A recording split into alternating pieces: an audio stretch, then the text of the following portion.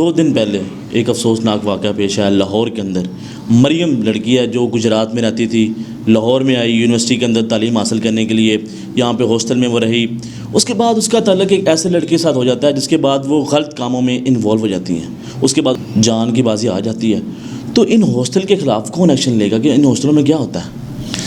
دیکھیں, جو پاکستان میں اوور آل ایشو ہے یہ کوئی ایک سیپریٹ سے ایشو نہیں ہے. اوور آل ایشو یہ ہے کہ قانون کی بالادستی اس طرح نہیں ہے. جب آپ کوئی کمپلینٹ بھی یہاں پہ کرتے ہیں پولیس میں, پولیس سب سے پہلا جو فورم ہے وہ پولیس ہے. قانون کی جب آپ کو نظر آتی وائلیشن نظر آتی ہے. ابھی مجھے امید ہے کہ سینٹ کے انتخابات کے بعد جو پولیس ریفارمز ہم لانے لگے ہیں, جو انصاف کا نظام جلد تیز کرنے کے لیے ہم کوشش کر رہے ہیں, جس میں احتساب عدالت ہیں, دیگر عدالتوں کا نظام ہے, ایک جوڈیشل ریفارمز ہیں. میری نظر میں جب یہ تیز ہوگا تو پھر لوگوں کو پرواہ زیادہ ہوگی, نہ کہ کسی انڈیویجول کو بلکہ اداروں کو بھی. لائک ہاسپٹل کو, جدھر اس ہاسپٹل میں گئی, اس ہاسپٹل میں وہ گئی تو اس ہاسپٹل میں علاج ہونے سے پہلے ایسا نہیں ہونا چاہیے تھا کہ کوئی بھی اس کی ٹریٹمنٹ کسی اس کے بلڈ ریلیشن کی کنسنٹ کے باوجود ہو جائے. تو میں سمجھتا ہوں یہ غفلت ہر سٹیج پہ ہے, اور اس کی ریزن اوور آل جو گھسا پٹا نظام ہے وہ ہے, کیونکہ ابھی بھی لوپ ہولز ہیں. لیکن انشاءاللہ مجھے امید ہے کہ قانون کی بالادستی جیسے جیسے تیز ہوتی جا رہی ہے, آگے یہ واقعات, کیونکہ جب عمل جو یہ وائلیٹر کو, جو کلپریٹ ہوتا ہے اس کو یہ پتا ہونا کہ میں نے بچنا ہی نہیں ہے, تو پھر ایکٹ کرنے میں اس کو تکلیف محسوس ہوتی ہے, ایکٹ کرنے میں اس کو ریلیکٹنس محسوس ہوتی ہے, اور معاشرہ پر سدھار کی طرف جاتا ہے. سر یہ بتائیں کہ کتنی کمپلینس آتی ہیں روزانہ کی بنیاد پر اور کتنی حل ہوتی ہیں؟ تقریباً 200 سے 250 کے درمیان ڈیلی بیسس پہ کمپلینٹس ریسیو ہوتی ہیں ہمیں, جس میں آن لائن ہے, واک ان کمپلینٹس ہیں, اور جس طرح بائی پوسٹ آتی ہے. تو اور اس میں سے تقریباً جو ہم ایکشن تو سب پہ لیتے ہیں, لیکن اسکروٹنی میں اندازہ ہوتا ہے کہ 50% سے زیادہ جو کمپلینٹس ہیں وہ ارریلیونٹ ہوتی ہیں یا کوئی فیک ہوتی ہیں, یا اس کے بعد باقی جو متعلقہ محکموں کو بھیج دی جاتی ہے, اور کافی تعداد میں اس کی جو ہے نا اچھی ایک پروپورشن ہو جائے. ذرائع کے مطابق یہ کہا گیا ہے کہ کمپلینس آتی ہیں لیکن اس کے اوپر ایکشن نہیں لیتے سی ایم صاحب. دیکھیں, کمپلینٹس پہ سارا ایکشن ہوتا ہے, بٹ ہمارے جو محکمے ہیں ان میں آپ کو بتا دوں میجورٹی جو کمپلینٹس ہیں وہ ریونیو ڈپارٹمنٹ کی ہیں. اب ریونیو ڈپارٹمنٹ کے جتنے بھی ایشوز ہیں نا وہ اتنے کلیئر نہیں ہے کہ آپ کہیں کہ یار یہ 2+4 کر لیا جائے.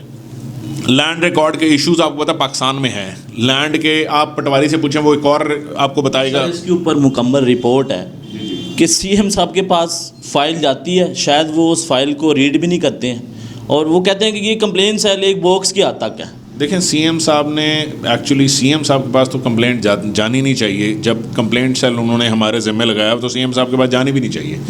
یہ ہمارے اینڈ کا کام ہے, اور ہم اس سی ایم صاحب کی ہدایت کے مطابق جہاں جن محکموں کو یہ ریفر ہونی ہوتی ہے ہم ان کو فوری طور پہ ریفر کرتے ہیں. اب آگے بہت سارا ایشوز آپ کو پتہ کہ آفیسرس کی ایفیشنسی, جہاں ایفیشینٹ آفیسر کے پاس جاتا ہے کام وہاں پہ ہو جاتا ہے. محکموں کی بات ہے آگے, جو revenue department, L D A سے ریلیٹڈ, پولیس سے ریلیٹڈ کمپلینٹس, پولیس کی کمپلینٹ اب حل ہونا بہت زیادہ شروع ہو گئی ہیں, لیکن جو ریونیو ڈپارٹمنٹ کی ہیں وہ بھی تھوڑی سی سلو ہیں, کیونکہ اس میں آپ کو پتہ ہے کہ جب تک دونوں پارٹیوں کو سنا نہ جائے اس کا ایک پروسیجر ہے, جب تک اور کاؤنٹر آرگومنٹس نہ لیے جائیں ون سائیڈڈ.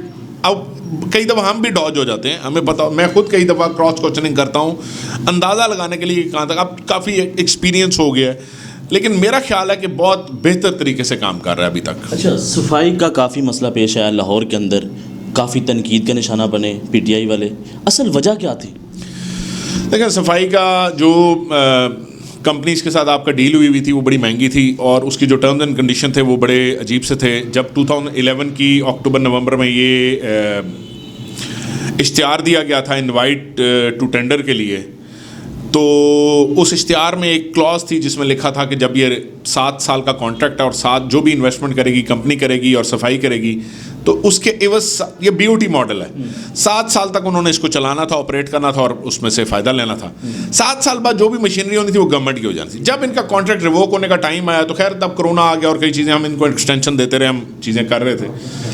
جب فائنلی ہم نے ڈیسائیڈ کر لیا کہ اس کو ہم ریووک کر رہے ہیں کانٹریکٹ کو, اور اس کو ری نیگوشیٹ کریں گے یا کسی نئی کمپنی کو انوائٹ کریں گے, یا اس کو ایک نئے فارمولے پہ شاید لاہور کے 9 ٹاؤنز ہیں اس میں ڈیوائڈ کر کے اس کو کام کرائیں گے, کیونکہ 14 ارب روپے سالانہ خرچ ہو رہا تھا. اب 14 ارب جس کمپنی کو سالانہ گورنمنٹ کی طرف سے جا رہا ہے اس کی روزی روٹی پہ تو فرق پڑ رہا تھا, تو انہوں نے احتجاج کال کر دی, انہوں نے سیلریز روک لی. ان کمپنیز کو 7 ارب کی ایکسٹرا پیمنٹ ہو چکی تھی, جس کی وجہ سے ہم نے کچھ پیمنٹ سٹاپ کر کے ان سے کچھ ریکوری کی 2.5 ارب روپے کی. تو انہوں نے جو ورکرز تھی ان کی سیلری روک لی. سر آپ کے جو مخالفین ہیں وہ یہ کہتے ہیں کہ ان کو اس کا ایکسپیرینس ہی نہیں تھا.